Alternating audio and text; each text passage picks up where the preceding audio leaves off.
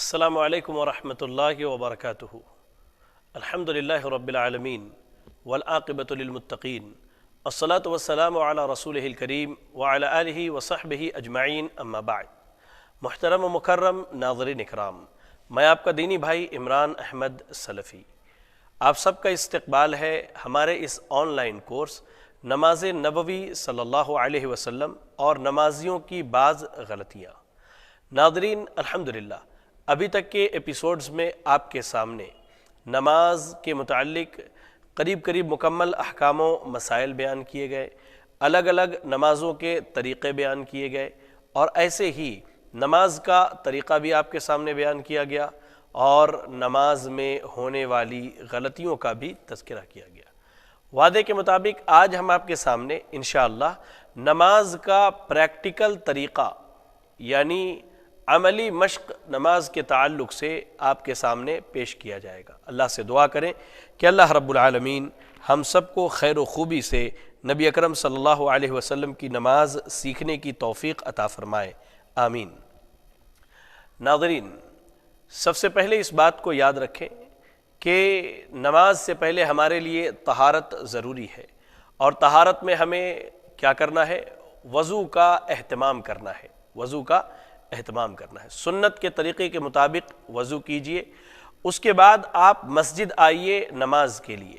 ہم جو نمازیں پڑھتے ہیں ان میں امام اور مقتدی کی کئی صورتیں شریعت نے بیان کی ہیں۔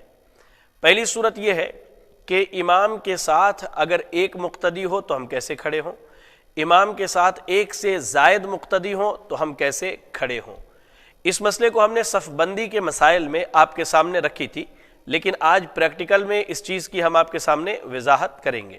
لہذا میں آج پریکٹیکل کے لیے استقبال کرتا ہوں اپنے دو بھائیوں کا۔ ایک بھائی ہمارے شیخ عدنان ہیں اور دوسرے داؤد با حمید ہیں۔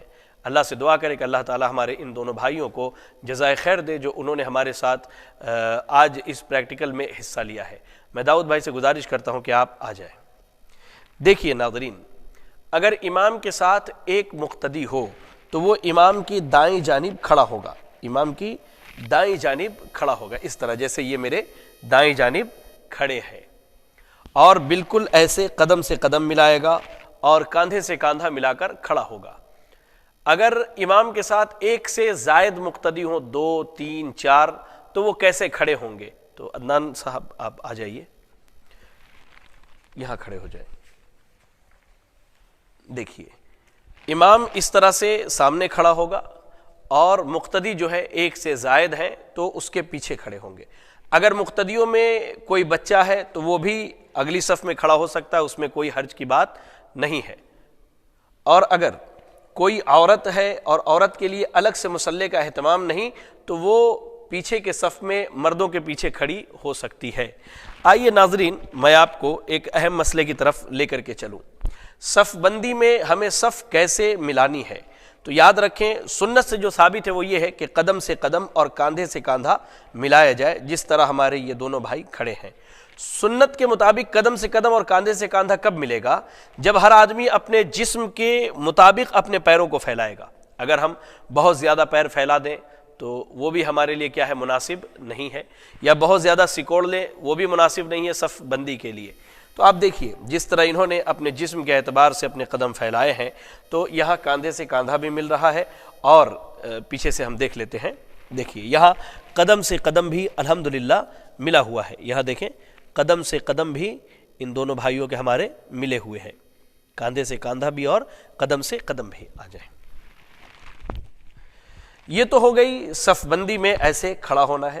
حدیث کے الفاظ ہیں کہ جب کھڑے ہوں تو اپنے بھائی کے لیے کے ساتھ نرمی کے ساتھ کھڑے ہوں، اطمینان کے ساتھ کھڑے ہوں، اور جو صفوں کو ملاتے ہیں اللہ ان کے دلوں کو ملاتا ہے، اور جو صفوں کو کاٹتے ہیں اللہ ان کے دلوں کو کاٹ دیتا ہے۔ تو یہ تو صف بندی کی بات ہو گئی۔ اللہ آپ دونوں بھائیوں کو جزائے خیر دے، اللہ آپ کو خیر و عافیت سے رکھے، دنیا اور آخرت کی بھلائی عطا فرمائے۔ بارک اللہ فیکم۔ اب ہم نماز کی ابتدا کریں گے۔ اس سے پہلے یاد رکھیں کہ نماز کی ابتدا سے پہلے سب سے بنیادی بات ہمارے معاشرے میں اس تعلق سے جو بدعت پائی جاتی ہے، وہ بنیادی بدعت یہ ہے کہ ہم نماز کے لیے زبان سے نیت کرتے ہیں۔ میں نیت کرتا ہوں 4 رکعت فرض نماز کی، بوقت ظہر اور منہ میرا قبلہ شریف کی طرف، یا اس طرح کے جو الفاظ کہے جاتے ہیں، تو یہ سنت سے ثابت نہیں، مروجہ بدعات میں سے ایک بہت بڑی بدعت ہے جس سے ہمیں اور آپ کو بچنے کی ضرورت ہے۔ ہاں یاد رکھیں، نماز کے لیے نیت ضروری ہے، لیکن نیت دل کے ارادے کا نام ہے، نہ کہ زبان سے اس طرح کی باتوں کی ادائیگی کا۔ جب ہم نے ارادہ کیا، دل میں ارادہ کر لیا، گھر سے نکلے کہ میں ظہر کی نماز کی ادائیگی کے لیے جا رہا ہوں، یا عصر کی نماز کی ادائیگی کے لیے، یا مغرب کی یا عشاء کی نماز کی ادائیگی کے لیے، تو جب ہم مسجد پہنچے الحمدللہ اب ہم نماز کیسے پڑھیں گے؟ تو میں بحیثیت امام آپ کو ایک نماز پڑھ کے دکھا رہا ہوں، ٹھیک ہے، اور اس دوران میں آپ سے بہت ساری باتیں بھی کروں گا، جہاں غلطیاں ہیں ان غلطیوں کی اصلاح کی کوشش بھی کروں گا۔ چلیے، سب سے پہلے ہم نے مؤذن صاحب نے تکبیر اقامت کہہ دی ہے، اب ہماری ذمہ داری سب سے پہلے کہ ہم تکبیر تحریمہ کہیں، اور تکبیر تحریمہ کہتے ہوئے اپنے ہاتھ کو اٹھائیں۔ ہاتھ جو سنت کے مطابق اٹھانا ہے، یا تو وہ ہمارے کاندھے تک ہوں گے، یہ کاندھے تک، یا ہمارے کانوں تک ہوں گے، کان کے لو کے برابر ہوں گے، یا کاندھے تک ہوں گے، اس طرح سے۔ جو بھائی عموماً نیت کرتے وقت اللہ اکبر جب کہتے ہیں تو اپنے ہاتھوں کو کان کے لو سے ایسے لگاتے ہیں، آپ یاد رکھیں یہ سنت سے ثابت نہیں ہے، بلکہ یہ سنت کے خلاف عمل ہے۔ سنت سے ثابت عمل کیا ہے کہ ہم یا تو کاندھے تک اٹھائیں یا کان کے لو تک اٹھائیں، لیکن انگلی کو اس طرح سے انگلی سے اس طرح سے کان کو نہ چھوئے، نہ ٹچ کرے۔ بہرحال تو ہم کیا کہیں گے؟ اللہ اکبر، اس طرح سے ہمارے ہاتھ ہوں گے قبلہ کی جانب۔ یاد رکھیں نماز جب بھی پڑھیں، چاہے نماز کی کسی بھی حالت یا کیفیت میں ہو، ہمیں کیا کرنا ہے؟ ہمارا سارا جسم جو ہے قبلہ کی طرف۔ بعض بھائی جب کھڑے ہوتے ہیں تو اپنے پیروں کو ایسے رکھتے ہیں، دیکھیے اس طرح سے، یہ سنت کے خلاف ہے۔ سنت یہ ہے کہ تمام اعضاء قبلے کی طرف ایسے ہوں گے۔ ہم نے جب تکبیر کہنا ہے تو اللہ اکبر، ایسے ہاتھ اٹھایا اور ہم نے نیت باندھ لیا۔ نیت کے لیے جو احادیث وارد ہیں، چاہے وہ وائل بن حجر رضی اللہ تعالی عنہ کی ہو، یا دوسری جو سنن کی ہمیں اور صحیح کی روایتیں ملتی ہیں، ان میں یہ ہے کہ انسان اپنے کلائی کو جو ہے کلائی پر رکھے، ایسے رکھے کلائی کو کلائی پر، یا ان ہاتھ کی انگلیوں کو یہاں اپنے کہنی کے پاس رکھے، ہاتھ کی انگلیوں کو کہنی کے پاس رکھے، کوہنی کے پاس رکھے۔ تو ہم نے کلائی پر رکھا، اللہ اکبر کہہ کے ہم نے کلائی پر رکھا، سبحان اللہ، کلائی پر رکھے، اور کہاں باندھے؟ سینے پر باندھے، سینے پر باندھے۔ صحیح ابن خزیمہ کی جو سب سے صحیح روایت ہے اس باب میں وہ یہی ہے کہ انسان ہاتھ کو سینے پر باندھے۔ جو روایت بڑی مشہور ہے حضرت علی رضی اللہ تعالی عنہ کے تعلق سے، جس میں تحت السرہ کا ذکر ہے ناف کے نیچے باندھنے کا، تو یاد رکھے وہ سند کے اعتبار سے درست نہیں ہے، علماء نے اس کو نکارا ہے اور اسے ضعیف قرار دیا۔ اور آپ ایک چیز یاد رکھیں، ہم ہاتھ ایسے باندھے یا ہاتھ کلائی پر رکھے، وہ خود بخود سینے پر چلا آئے گا، خود بخود سینے پر چلا آئے گا۔ الحمدللہ ہمارے معاشرے میں ہمارے احناف بھائی کیا کرتے ہیں، مرد حضرات ناف کے نیچے ہاتھ باندھتے اور خواتین سینے پر ہاتھ باندھتی ہے۔ تو یاد رکھیں یہ تفریق نماز میں اللہ کے نبی صلی اللہ علیہ وسلم سے ثابت نہیں ہے، آپ صلی اللہ علیہ وسلم نے کہیں بھی ایسا نہیں کہا ہے، نہ کیا ہے۔ ہم نے جب نیت باندھ لی تو اب ہماری ذمہ داری کیا ہے؟ ہم سینے پر ہاتھ رکھے، بالکل ایک دم یہاں پر بھی نہیں اور بالکل اس طرح چھوڑ کر کے بھی نہیں، بلکہ درمیان میں سینے پر ہاتھ رکھے۔ اب ہم نیت کی دعا پڑھیں گے، جو دعائیں عام طور سے مشہور ہے، اور جیسے ہی ہم نیت باندھیں تکبیر تحریمہ کہہ کے، ہماری نگاہ کہاں ہوگی؟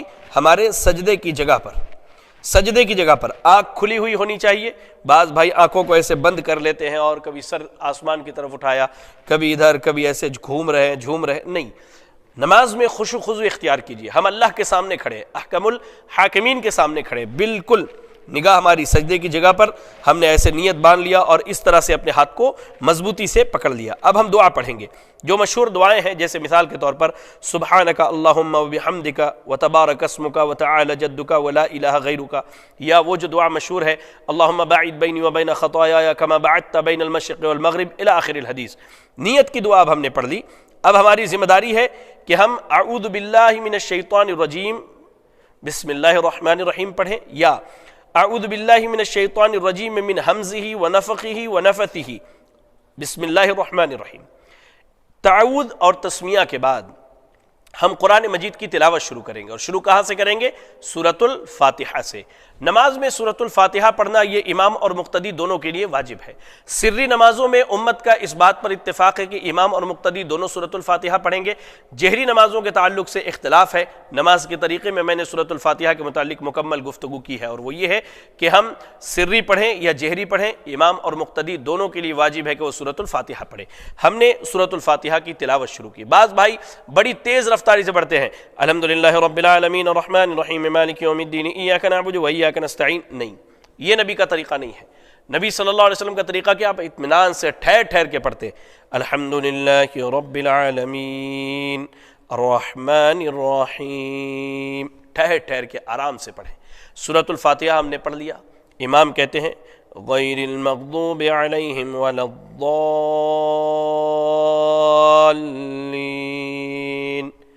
پیچھے سے ہمارے بعض بھائی جو مقتدی ہیں امام سے پہلے آمین کہہ دیتے ہیں، نہیں، امام جب آمین کہے تب آپ آمین کہیے، امام جب آمین کہے تب آمین کہیے، اقتدا امام کی کرنی ہے، اس سے آگے نہیں بڑھنا ہے۔ امام نے کہا آمین تو آپ اس کے ساتھ آمین کہیے۔ اس کے بعد اب پھر سے بسم اللہ الرحمن الرحیم پڑھ کر کے ایک سورت کی تلاوت کرنی ہے، اب چاہے وہ آپ بڑی سورت پڑھیں یا مختصر سورت پڑھیں۔ سورت مثال کے طور پہ ہم نے قل هو اللہ احد لے لیا، بسم اللہ الرحمن الرحیم قل هو اللہ احد ہم نے پڑھ لیا۔ سورت کی تلاوت کے بعد اب باری ہے رکوع میں جانے کی۔ رکوع میں جانے کا طریقہ کیا ہے؟ اللہ اکبر کہتے ہوئے رفع الیدین کریں گے، اور ہاتھ کاندھے تک یا کان تک جائے گا، اور ہم بالکل رکوع میں بڑے اطمینان سے رکوع میں جائیں گے۔ رکوع میں جب ہم جائیں تو ہماری یہ دونوں ہاتھ جو ہے بالکل گھٹنے پر مضبوط ہوں گے، اور یہ ہاتھ سیدھا ہوگا۔ بعض بھائی بہت بالکل ایسے جھک جاتے ہیں رکوع میں، بعض بھائیوں کو دیکھا ایسے رکوع کرتے ہوئے، نہیں، اللہ کے نبی صلی اللہ علیہ وسلم جب رکوع کرتے تو آپ کا یہ ہاتھ جو ہے کمان کی رسی کی طرح، کمان کے ڈوری کی طرح ٹائٹ ہوتا ہے اسے بالکل، اور یہ پیٹھ جو ہے ہماری بالکل سیدھی ہو، اور سر پیٹھ کے برابر ہو، نہ بالکل ایسے ہو اور نہ ہی بالکل ایسے ہو، یہ بالکل برابر۔ رکوع میں جانے کے بعد رکوع کی جو معروف دعائیں ہیں ان میں سے کوئی بھی دعا کم از کم 3 مرتبہ، سبحان ربی العظیم، سبحان ربی العظیم، سبحان ربی العظیم۔ اب رکوع سے اٹھنے کی باری ہے، سمع اللہ لمن حمدہ، سمع اللہ لمن حمدہ کہتے ہوئے رفع الیدین کرے یا کہنے کے بعد رفع الیدین کرے۔ سمع اللہ لمن حمدہ امام اور مقتدی دونوں کہیں گے۔ ہمارے یہاں معروف کیا ہے کہ امام سمع اللہ لمن حمدہ کہتا ہے اور مقتدی ربنا ولک الحمد حمدا کثیرا طیبا مبارکا فی پڑھتے نہیں، امام اور مقتدی دونوں سمع اللہ لمن حمدہ اور ربنا ولک الحمد حمدا کثیرا طیبا مبارکا فی۔ ہم نے پڑھ لی دعا، رکوع سے اٹھنے کے بعد کی دعا، اطمینان سے ایک دم کھڑے ہو جائیے، بالکل طمانینت کے ساتھ، سکون کے ساتھ۔ نماز دراصل سکون کا نام ہے۔ اب ہمیں سجدے میں جانا ہے۔ سجدے میں جاتے وقت پہلے ہاتھ رکھیں یا پہلے گھٹنے رکھیں، تو صحیح اور راجح قول کے مطابق اور دلائل کی مضبوطی کے اعتبار سے پہلے ہاتھ رکھنا ہے، اس کے بعد گھٹنوں کو رکھنا ہے۔ اب سجدے میں جانا ہے تو ہم رکوع سے اٹھ کے ہم رفع الیدین کے لیے اب سجدے میں جانا ہے تو کیا کہیں گے؟ اللہ اکبر کہتے ہوئے اب ہم سجدے میں جب ایسے گئے تو پہلے ہاتھ رکھا، پھر ہم نے پیر کو رکھا۔ اللہ کے نبی صلی اللہ علیہ وسلم کہتے ہیں مجھے حکم دیا گیا ہے 7 اعضاء پر سجدے کروں۔ 7 اعضاء میں ایک اعضاء چہرہ جس میں پیشانی اور ناک شامل ہے، پھر اس کے بعد یہ 2 ہاتھ، پھر یہ 2 گھٹنے، اور پھر پیر پیچھے کے۔ سجدے میں گئے ہم بڑے اطمینان سے، اس طرح سے ہم نے پیشانی کو اور اپنے ناک کو لگایا اور پیر کے پچھلے حصے کو ملا لیا۔ آپ دیکھ سکتے ہیں اس طرح سے پیر کو ہم نے ملا لیا۔ سجدے میں یاد رکھیں زمین پر بالکل ہاتھ کو ایسے نہیں پھیلانا ہے، اللہ کے نبی صلی اللہ علیہ وسلم نے اس سے منع کیا ہے، اور نہ ہی بالکل ایسے پہلو میں لگا کے رکھنا ہے، نہیں، بلکہ ہاتھ کشادہ ہو، اگر جگہ زیادہ ہے تو، جگہ کم ہے تو پہلو سے ہٹا کر کے رکھیں، لیکن کیا ہے پہلو میں نہ سٹائیں یا زمین پر اس طرح سے نہ بچھائیں۔ سجدے میں جانے کے بعد اب ہم سجدے کی دعا پڑھیں گے، سبحان ربی الاعلی، سبحان ربی الاعلی، سبحان ربی الاعلی۔ اس کے علاوہ جو دوسری دعائیں ثابت ہیں وہ بھی پڑھ سکتے ہیں انشاءاللہ۔ سجدے میں دعا کرنی چاہیے، عربی زبان میں آپ کو دعائیں یاد ہے تو آپ کثرت سے دعا کر سکتے ہیں۔ اب سجدے سے اٹھنا ہے، اللہ اکبر۔ اٹھنے کے بعد ہم کیسے بیٹھیں گے؟ تو آپ دیکھیے ہمارا جو بایاں پیر ہے، یہ جو بایاں پیر ہے، یہ جو بایاں پیر ہے، اس پیر کو ہم ایسے زمین پر بچھائیں گے، دیکھیے اس طرح سے بچھا کر، اور اس پیر کو کھڑا رکھیں گے اور اس پر بیٹھیں گے ایسے۔ یہ طریقہ سجدے کا اور سجدے میں جانے اور سجدے سے اٹھنے کا مرد عورت سب کے لیے، اس میں کوئی فرق نہیں۔ سجدے سے اٹھنے کے بعد ہمارا بایاں ہاتھ بائیں ران پر گھٹنے کے پاس، دایاں ہاتھ دائیں ران پر گھٹنے کے پاس ہوگا، اور یہ اس ہاتھ کو کیا کریں گے ہم بالکل ایسے بچھا دیں گے۔ اب سجدے سے اٹھنے کے بعد جو دعائیں ثابت ہے ان دعاؤں میں جیسے رب اغفر لی، رب اغفر لی، رب اغفر لی 3 مرتبہ پڑھیں، اطمینان سے بیٹھے، ایک دم سکون سے دعا پڑھنے کے بعد پھر اللہ اکبر کہتے ہوئے سجدے میں جائیں، وہی اعمال کریں جو اس سے پہلے ہم نے سجدہ میں کیا ہے۔ اب پھر اٹھنا ہے۔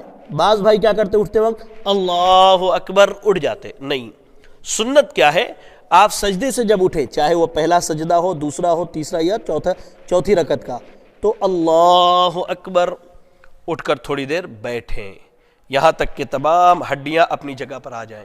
اللہ کے نبی صلی اللہ علیہ وسلم کے تعلق سے صحابہ اکرام بیان کرتے ہیں کہ آپ اتنی دیر بیٹھتے تھے ہمیں یہ لگتا کہ آپ بھول گئے ہیں کہ آپ کو اٹھنا ہے۔ سجدے سے اٹھنے کے بعد اس طرح بیٹھیں پہلی رکعت میں، اب پھر جو ہے اٹھ جائیں، آپ مختصر بیٹھیں، لمبا نہیں، مختصر بیٹھے، اٹھنے کے بعد پھر اپنی جگہ پر کھڑے ہو گئے، پھر سے دوبارہ ہاتھ سینے پر اور کلائی کے اوپر، کلائی بائیں ہاتھ کے اوپر، دایاں ہاتھ سینے پر باندھ لیا ہم نے، پھر بسم اللہ الرحمن الرحیم پڑھیں، سورۃ الفاتحہ کی تلاوت کریں، پھر کوئی مختصر سی سورت پڑھیں، پھر اللہ اکبر کہتے ہوئے رکوع میں جائیں۔ رکوع کا جو طریقہ آپ کو بتلائے گا بالکل ویسے ہی رکوع کریں، اعتدال کے ساتھ، اطمینان کے ساتھ، سکون کے ساتھ دعا پڑھیں رکوع کی، پھر اٹھیں، سمع اللہ لمن حمدہ ربنا ولک الحمد حمدا کثیرا طیبا مبارکا فیہ، ٹھیک ہے۔ اس کے بعد اب ہمیں سجدے میں جانا ہے، تو ہم اللہ اکبر کہتے ہوئے کیا ہے سجدے میں چلے جائیں۔ سجدہ جیسے کرنے کا بتایا گیا ویسے ہی کریں، تمام اعضاء سیدھے ہوں، قبلے کی طرف ہوں، سجدے کی دعا پڑھیں، اللہ اکبر کہتے ہوئے پہلے سجدے سے اٹھیں، سبحان ربی اللہ رب اغفر لی، رب اغفر لی، رب اغفر لی پڑھیں، پھر اللہ اکبر کہتے ہوئے سجدے میں جائیں، اطمینان اور سکون سے سجدہ کریں، اللہ سے جتنی چاہے دعائیں مانگیں، عربی زبان میں آپ کو دعائیں یاد ہیں تو دعائیں پڑھیں، پھر اللہ اکبر کہتے ہوئے بیٹھیں۔ یہ دوسری رکعت ہماری ہے۔ اب یہ دوسری رکعت اگر فجر کی ہے تو ہماری آخری رکعت ہوگی وہ، اگر مغرب کی ہے تو اس کے بعد 1 رکعت پڑھنی ہے، اور اگر ظہر عصر یا عشاء کی ہے تو اس کے بعد ہمیں 2 رکعت پڑھنی ہے۔ اللہ کے نبی صلی اللہ علیہ وسلم شروع کی 2 رکعتوں میں سورۃ الفاتحہ کے ساتھ سورت پڑھا کرتے تھے، اور آخر کی 2 رکعتوں میں صرف سورۃ الفاتحہ پڑھا کرتے تھے۔ اگر یہ ہماری آخری رکعت ہے فجر کی، یا ہماری دوسری رکعت ہے مغرب کی، یا ظہر عصر یا عشاء کی، تو یاد رکھیں کہ پہلے تشہد میں اور آخری تشہد میں جب اللہ کے نبی صلی اللہ علیہ وسلم بیٹھتے تو بالکل آپ ایسے بیٹھتے، ہاتھ کو بچھا لیتے اس پر، اور آپ کا ہاتھ، یہ دایاں ہاتھ جو ہے اس طرح سے ہوتا، آپ ایسا ان 2 انگلیوں کو ایسے بند کرتے، اور انگوٹھا اور درمیان کی انگلی کو ایسے ملاتے، اور شہادت کی انگلی کھڑی رکھتے، تھوڑا سا اس کو ٹیڑھا کر لیتے ایسے۔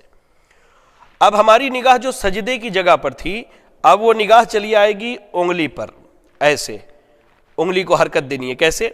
التحیات للہ والصلوات الطیبات السلام علیک ایہا النبی ورحمۃ اللہ وبرکاتہ، السلام علینا وعلی عباد اللہ الصالحین، اشہد ان لا الہ الا اللہ واشہد ان محمدا عبدہ ورسولہ۔ یہ بعض بھائی یہ کرتے کہ صرف اشہد ان لا الہ الا اللہ پر انگلی کو حرکت دیتے، پھر اس کو اشہد ان محمد رسول اللہ پہ جھکا لیتے، تو میں نہیں سمجھتا کہ یہ کسی حدیث سے ثابت ہے یا یہ سنت کا عمل ہے۔ سنت یہ ہے کہ مکمل تشہد میں، چاہے آپ پہلے تشہد میں ہو یا آخری تشہد میں ہو، انگلی کو حرکت دیتے رہے۔ اس کے بعد اگر آپ 3 یا 4 رکعت کی نماز پڑھ رہے ہیں تو یہ آپ کا پہلا تشہد ہے، تو آپ چاہے تو اس میں درود شریف بھی پڑھ سکتے ہیں، یا اشہد ان محمد رسول اللہ تک پڑھ کر کے اٹھ سکتے ہیں تکبیر کہہ کے، اور اگر 2 رکعت کی نماز ہے فجر کی تو مکمل دعائیں پڑھنی جو انشاءاللہ میں آپ کو بتا رہا ہوں۔ اب آپ اٹھ گئے، اللہ اکبر، اب ہم تیسری رکعت کے لیے اٹھتے ہیں، چاہے وہ مغرب کی ہو یا عشاء ظہر یا عصر کی ہو، تو رفع الیدین کرنا ہے۔ عبداللہ ابن عباس رضی اللہ تعالیٰ عنہما کہتے ہیں کہ اللہ کے نبی صلی اللہ علیہ وسلم رفع الیدین کرتے اور پھر سے نیت باندھے، اب کیا ہے، اب سورۃ الفاتحہ بسم اللہ پڑھنا ہے، سورۃ الفاتحہ پڑھنی ہے سری آواز میں خاموشی کے ساتھ، ایسا پڑھیں کہ ہمارے زبان اور ہمارے چہرے سے لگے یا ہماری داڑھی وغیرہ کے حرکت سے لگے کہ ہم پڑھ رہے ہیں، جیسے مثال کے طور پہ ایسے اس طرح سے، یہ سنت سے ثابت ہے۔ اس کے بعد اللہ اکبر کہہ کے ہم رکوع میں جائیں، سجدہ کریں۔ 3 رکعت کی نماز ہے تو بیٹھ جائے، آخری تشہد ہے۔ 4 رکعت کی نماز ہے تو پھر اٹھیں گے 1 رکعت کے لیے، اور آخری تشہد میں جب ہم بیٹھیں گے، مثال کے طور پہ ہم سجدے سے اٹھنے کے بعد آخری تشہد میں بیٹھیں، تو آخری تشہد میں ہمیں جس طرح ہم پہلے تشہد میں بیٹھتے ویسے نہیں بیٹھنا ہے، بلکہ ہمارا یہ جو پیر ہے، یہ بایاں پیر جو ہے آپ دیکھ لیجئے دائیں پیر کے نیچے آئے گا، اور ہم جسم کے اس حصے پر بیٹھیں گے اپنے کولہے پر، اس طرح سے یہ ایسے بیٹھیں گے ہم۔ دیکھیے یہ پیر بالکل یہاں سے نکلا ہوا ہوگا، یہ پیر ایسے زمین پر کھڑا ہوگا، اور ہم بالکل ایسے اطمینان سے بیٹھے ہوں گے۔ اب جب ہم بیٹھیں گے تو اس صورت میں پھر جس طرح ہم نے پہلے تشہد میں انگلی کو میں گرہ بنایا تھا اور اس طرح سے اپنی انگلی کو کھڑی رکھی تھی، ہم نے کھڑی رکھیں گے اور کلمات پڑھیں گے، التحیات للہ والصلوات الطیبات السلام علیک ایھا النبی ورحمۃ اللہ وبرکاتہ۔ اس کے بعد تحیات کے بعد درود ابراہیمی پڑھیں گے، اور ہماری نگاہ کہاں ہوگی؟ ہماری انگلی پر ہوگی۔ اللہم صلی علی محمد وعلی آل محمد کما صلیت علی ابراہیم وعلی آل ابراہیم انک حمید مجید، اللہم بارک علی محمد وعلی آل محمد کما بارکت علی ابراہیم وعلی آل ابراہیم انک حمید مجید۔ یہ ہو گیا۔ اس کے بعد بھی دعائیں ثابت ہیں، جیسے اللہم انی اعوذ بک من عذاب القبر واعوذ بک من فتنة المسیح الدجال واعوذ بک من فتنة المحیا والممات، اللہم انی اعوذ بک من المأثم والمغرم، اللہم انی ظلمت نفسی ظلما کثیرا لا یغفر الذنوب الا انت فاغفر لی مغفرة من عندک وارحمنی انک انت الغفور الرحیم۔ اگر اس کے بعد بھی دعائیں مانگنا چاہے تو دعا پڑھ سکتے ہیں، مثال کے طور پہ اللہم ربنا آتنا فی الدنیا حسنۃ وفی الآخرۃ حسنۃ وقنا عذاب النار، اور جو دیگر دعائیں ہیں، کیونکہ تشہد میں دعا قبول ہوتی ہے۔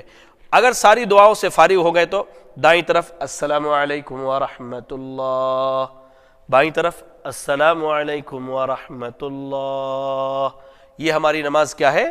ہو گئی۔ اب امام ہے تو دائیں جانب سے ایسے گھوم کر کے مقتدیوں کی طرف چہرہ کر لے، یا بائیں جانب سے بھی گھوم سکتے ہیں۔ بعض بھائی نماز کے ختم ہوتے ہی اپنے سر پہ اس طرح ہاتھ رکھ کر کے کچھ کلمات پڑھتے ہیں، یہ سنت سے اور صحیح احادیث سے ثابت نہیں ہے۔ بعض بھائی کیا کرتے ہیں، نماز کے فوراً بعد دعا کے لیے ہاتھ اٹھا دیتے ہیں، یہ بھی سنت کے خلاف ہے۔ ہونا یہ چاہیے کہ نماز کے بعد کے جو اذکار ہیں، جیسے نماز ختم ہوتے ہی اللہ اکبر، استغفر اللہ استغفر اللہ استغفر اللہ 3 مرتبہ، اس کے بعد اللہم انت السلام ومنک السلام تبارکت یا ذا الجلال والاکرام، جو دعا ثابت ہے وہ مکمل دعائیں پڑھیں۔ آپ چاہیں تو فرض نماز کے بعد دعا کر سکتے ہیں، لیکن فرض نماز کے بعد اجتماعی دعا کا ثبوت نبی اکرم صلی اللہ علیہ وسلم سے نہیں ملتا ہے۔ انفرادی طور پر اگر دعا کریں تو آپ جتنی دیر چاہیں اللہ تعالیٰ سے دعا کریں، فرض نماز کے بعد دعائیں قبول ہوتی ہے۔ اس طرح سے ہماری 2 اور 4 رکعت کی نماز مکمل ہو گئی۔ یاد رکھیں میرے بھائی، نماز کے لیے نیتوں کو خالص رکھیں، سنت کی اتباع کریں، کیونکہ یہ 2 ایسی شرطیں ہیں جس کی بنیاد پر ہماری عبادتیں قبول ہوتی ہیں۔ ہم زندگی بھر نماز پڑھتے رہے، سنت کے مطابق پڑھیں لیکن کسی اور کو دکھانے کے لیے، یہ بھی اللہ کو قبول نہیں۔ اور اخلاص کے ساتھ پڑھیں، بالکل اللہ کے لیے پڑھیں لیکن سنت کے مطابق نہیں، یہ بھی اللہ کو قبول نہیں۔ مرد اور عورت کی نماز میں کوئی فرق نہیں ہے، سوائے اس کے کہ مرد امام مصلی پر آگے کھڑا ہوگا، اور عورت اگر امام ہے، عورتوں کی امامت کرا رہی ہے تو وہ درمیان صف کے درمیان میں کھڑی ہوگی، اور اس کے دائیں بائیں خواتین کھڑی ہوں گی، نہ کہ وہ مرد امام کی طرح آگے کھڑی ہوگی۔ یہ بس فرق ہے، بقیہ سارے نماز کے ارکان واجبات ساری چیزیں جو ہے مرد عورتوں کے درمیان مشترک ہے، کوئی چیز ان میں فرق نہیں، اور جو فرق کرتے ہیں ان کے پاس میں سمجھتا ہوں کوئی مستحکم اور مستند دلیل نہیں ہوگی اور نہ ہی موجود ہے۔ لہذا اللہ سے دعا کریں کہ اللہ رب العالمین میری، آپ کی اور تمام اہل اسلام کی اصلاح فرمائے، ہمارے نمازوں کی اللہ تعالیٰ اصلاح فرمائے۔ ناظرین، میں آپ کو ایک پیغام مزید دینا چاہتا ہوں۔ الحمدللہ یہ ایک بہترین دعوتی دینی کورس تھا ہمارا نماز نبوی صلی اللہ علیہ وسلم کے متعلق۔ اللہ سے دعا کریں کہ اللہ رب العالمین ہم سب کو اس ورکشاپ میں اور اس آن لائن کورس میں جو جو باتیں ہم نے سیکھی ہیں اس پر عمل کرنے کی توفیق عطا فرمائے۔ میں شکر گزار ہوں سب سے پہلے اللہ تعالیٰ کا، جس رب کائنات نے مجھ طالب علم کو نماز کے متعلق ایک بہترین کورس آپ تک پہنچانے کی توفیق دی۔ اس کے بعد میں شکر گزار ہوں اپنے بھائی عبدالقدیر صاحب کا اور ان کی ٹیم کا جو وے آف سلفیہ کے ذمہ دار ہیں۔ الحمدللہ وہ گاہے بگاہے بہترین کورسز منعقد کرتے رہتے ہیں۔ انہی بہترین کورسوں میں یہ نماز نبوی صلی اللہ علیہ وسلم کا کورس تھا جو وقت کی انتہائی اہم ضرورت تھی۔ آپ سب نے حصہ لیا، اللہ آپ کے اس حصے داری کو قبول کرے۔ اس کے بعد مزید انشاءاللہ آپ کے سامنے بہترین اور کورسز لائے جائیں گے۔ آپ سب سے گزارش ہے کہ اس میں بڑھ چڑھ کر کے حصہ لیں اور دین کو سیکھیں۔ میں عبدالقدیر بھائی کا اور ان کی ٹیم کا بہت بہت شکر گزار ہوں، دا وے آف سلفیہ کا شکر گزار ہوں، اور خصوصاً اپنے عبدالسمیع بھائی کا جو ہمارے اس پروگرام کو ٹیلی کاسٹ کرتے ہیں، اور ایسے ہی ہمارے جو دو آج ہمارے شرکاء تھے جناب شیخ عدنان اور جناب داؤد با حمید، میں ان دونوں بھائیوں کا بھی شکر گزار ہوں، اور آپ تمام کا شکر گزار ہوں جو اپنا قیمتی وقت دے کر کے اس پروگرام کو دیکھتے ہیں۔ اللہ سے دعا ہے کہ اللہ رب العالمین مجھے، آپ کو اور تمام مسلمانوں کو دین اسلام کی صحیح سمجھ اور فہم عطا فرمائے، آمین۔ وآخر دعوانا ان الحمدللہ رب العالمین۔ ناظرین، اگر کوئی چیز چھوٹ گئی یا رہ گئی ہو تو انشاءاللہ میں کل آپ کے سامنے آن لائن آؤں گا، آپ اپنے سوالات کو پیش کریں، اگر ہمارے علم میں رہا تو کتاب و سنت کے مطابق اس کا جواب دیا جائے گا۔ بارک اللہ فیکم، السلام علیکم ورحمۃ اللہ وبرکاتہ۔